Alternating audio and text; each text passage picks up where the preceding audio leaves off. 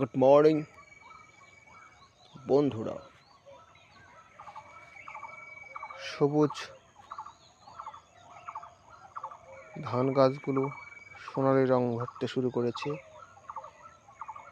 যাকে বলে আধা পাকা ধান।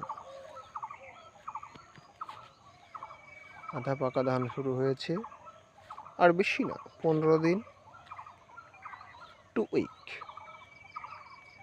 লেটার তারপরে ধান কাটা উপযোগী হয়ে যাবে। আলুতে এবার কৃষকরা লস খেয়েছে।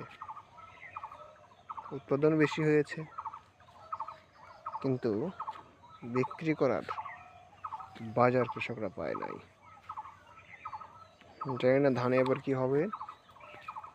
সমস্ত কিছুর দাম বেশি, কিন্তু কৃষকদের উৎপাদিত ফসলের দাম কম।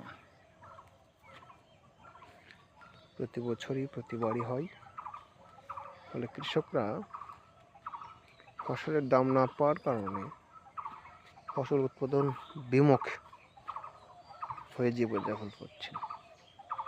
হতাশায় দিন কাটছে, ঋণে দিন কাটছে তাদের। দীর্ঘ আশায় তারা জীবনযাপন করছে।